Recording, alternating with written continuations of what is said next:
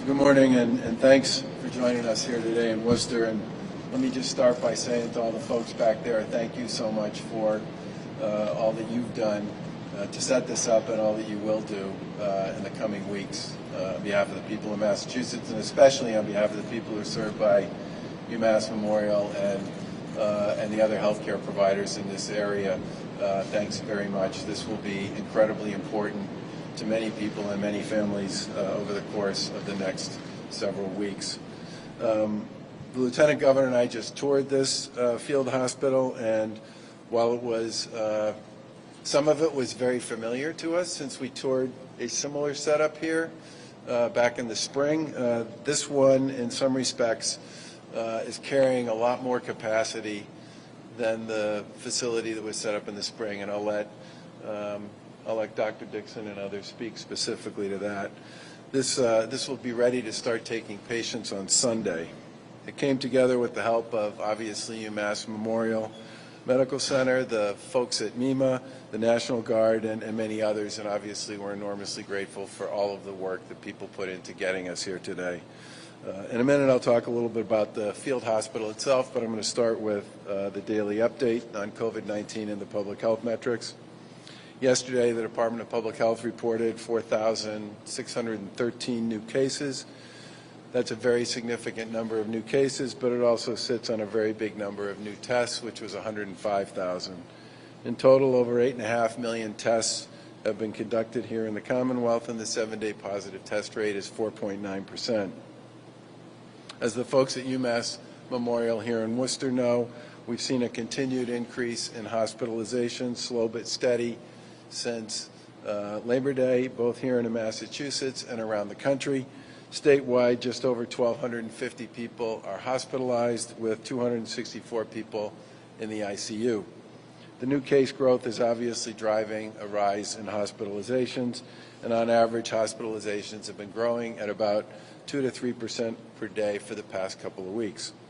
The good news is that medical professionals have gotten a lot smarter and a lot better about treating people who are dealing with COVID.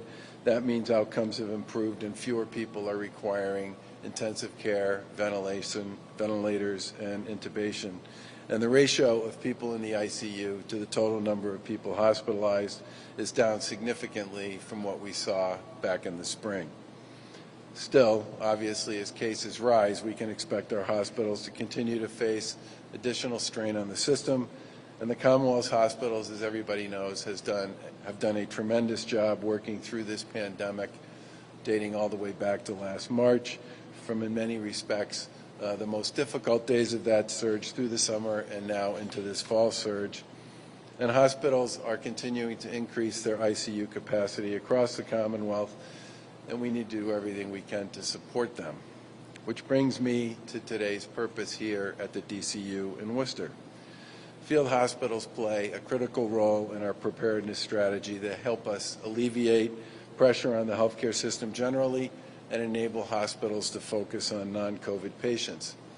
Standing up a facility like this requires tremendous collaborations from a number of stakeholders, and we're very grateful for everyone's commitment to make this one come together. UMass Memorial Hospital is our key clinical partner on this site. They're responsible for the medical build-out, the pharmacy, the medical supplies, and the patient management IT system.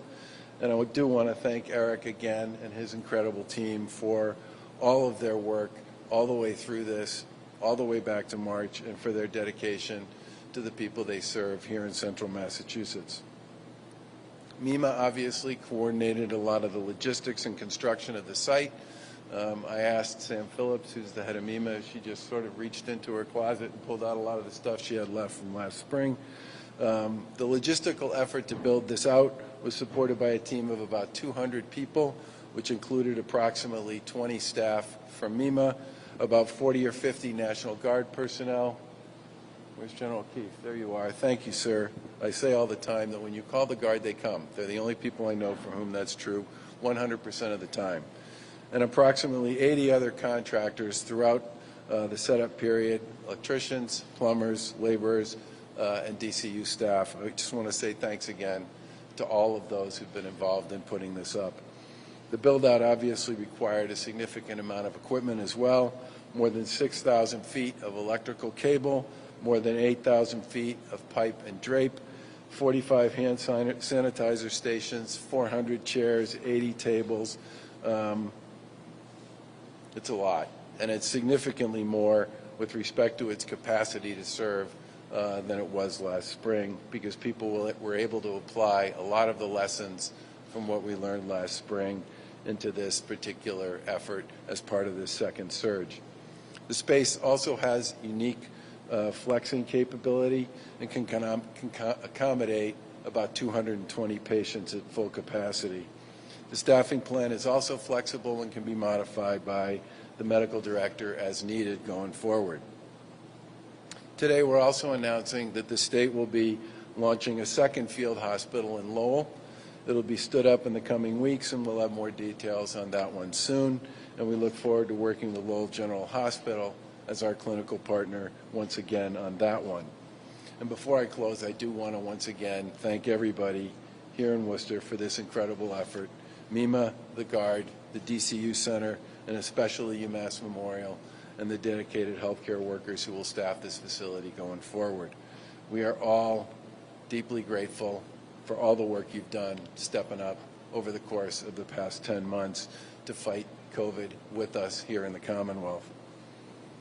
I do want to close by pointing out that there is some reason for optimism given all the news we've been hearing about vaccines over the past few days, but there's still much work ahead to stop the spread of COVID from infecting more people here in Massachusetts. The Commonwealth, like many other states, is preparing our distribution effort with respect to vaccines, so we'll be ready to work with our partners to distribute them at the appropriate time. And progress on this does not mean, however, that we are able to flip the switch and suddenly return to normal. People need to stay vigilant, and they need to keep doing the things that we know keep the virus in check.